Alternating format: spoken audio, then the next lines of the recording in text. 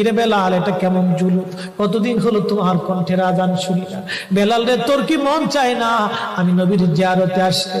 বেলাল আয়, আমি নবীর জিয়ারতে আয় রে বেলাল আয়, কতদিন হলো তোমার কণ্ঠের আজান শুনি না। স্বপ্ন যখন নবীজি দেখাইছে, এ মুসলমান, হযরত বেলাল সুদূর সিরিয়ার দামেস্ক থেকে পাগলের মতো দৌড়াইলেন, পাগলের মতো ছুটে আসলেন। যখন মদিনাতে আসলেন তখন তাহাজ্জুদের সময় চলতেছিল। তাহাজ্জুদের সময় চলার সময় হযরত বেলাল রাদিয়াল্লাহু আনহু কাঠের জালি দিয়ে তখন রওজা শরীফ ঘিরে রাখা ছিল। ওই জালির পাশে বসে বসে জালির সঙ্গে মাথা ঠেকাইয়া নবীর পাগল বসে বসে গুনগুন গুনগুন করে কাঁদে আর বলে, হুজুর আপনি আসতে বলেছিলেন, গোলাম এসে হাজির হয়েছে। নবী গো, আজান দিতে বলেছেন, আমি আজান দিলে আপনি আগে নামাজ আসতেন, এখন আজান দিলে কি নবী আপনি নামাজে আসবেন? হুজুর এখন আজান দিলে কি আপনি নবী নামাজে আসবেন? নতুন মুয়াজ্জিন আসছে আজান দেওয়ার জন্য, এসে দেখে নবীর মুয়াজ্জিন বেলাল কাঁদে। ডাক দেখে মদিনাবাসী শুনছো, নবীর মুয়াজ্জিন ফিরে এসেছে, বেলাল আসছে, বেলাল ফিরে আসছে।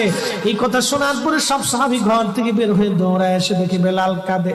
সাহাবীরা বলে, বেলাল আজান দাও, কতদিন হলো তোমার কণ্ঠের আজান শুনি না। বেলাল আজান দাও, কতদিন হলো আজান শুনি না রে বেলাল। বেলাল বলে, সাহাবীরা রে, আমি আজান দিলে কি নবী নামাজ আসবে বলো? সালমান ফারসি রাদিয়াল্লাহু আনহু ডাক দেখে, সাহাবীরা আমাদের কথাই বেলাল আজান দিবে না, তোমরা যাও দেখো হাসান আর হুসাইন দুইজন ঘরের মধ্যে আছেন। ইমাম হাসান হুসাইন রাদিয়াল্লাহু আনহুমা যদি বলে তাহলে বেলাল অবশ্যই আজান দিবে। সালমান ফারসির পরামর্শে সাহাবীরা দৌড়ায় গেলেন। বর্তমান 7 নম্বর গেট বাবুস সালাম বরাবর একটা মসজিদ আছে, মসজিদে আলী। এটাই ছিল হযরত ফাতেমা রাদিয়াল্লাহু আনহার বাড়ি। এই বাড়িতে দৌড়ে যাওয়ার পরে ইমাম হাসান হুসাইন রাদিয়াল্লাহু আনহুমা দুইজনকে নিয়ে আসা হলো।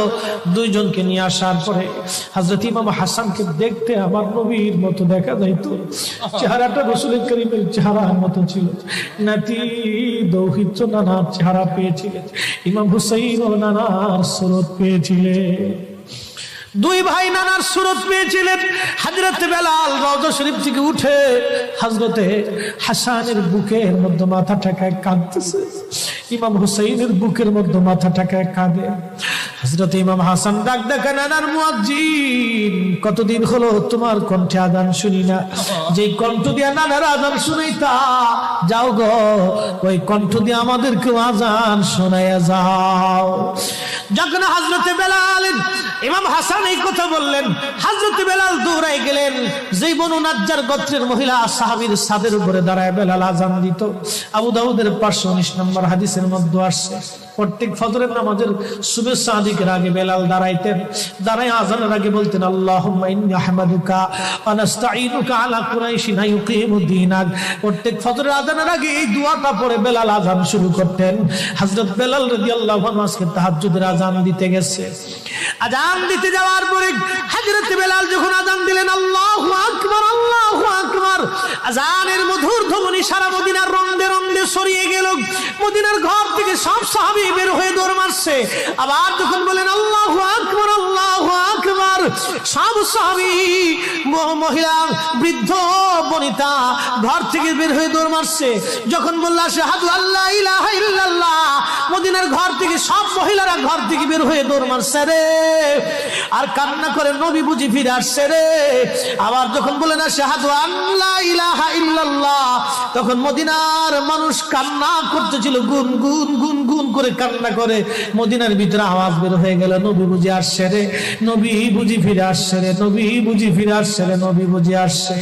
হযরত বেলাল যখন বলেন আশহাদু আন্না মুহাম্মাদুর রাসূলুল্লাহ, মদিনার মাটিগুলি থরথর থরথর করে কেঁপে উঠছে রে।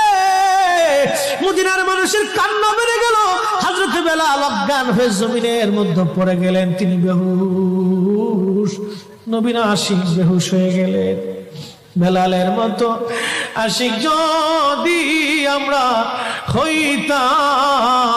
হইতাম, এ দুনিয়ায় নবীর দেখা পাইতাম, এ দুনিয়ায় নবীর দেখা পাইতাম। যখন হুশ ফিরে আসছে, রওজা শরীফের পাশে বসে বসে বেলাল কাদের বলে, হুজুর হুজুর আজান দিতে বলেছিলেন, আজান দিয়েছি। হুজুর আমি আজান দিলে আগে নামাজে আসতেন, আজকে আজান দিলাম আপনি হুজুর আসেন নাই। যে আজান দিলে নবী আসবে না, আমি বেলালে আজান আর কোনোদিন দিব না। হযরতে বেলাল কিছুদিন পরে কলিজা ফেটে নবীর বিরহ বেদনা সহ্য করতে না পেরে তিনি চলে গিয়েছিলেন পরপারে। কলিজা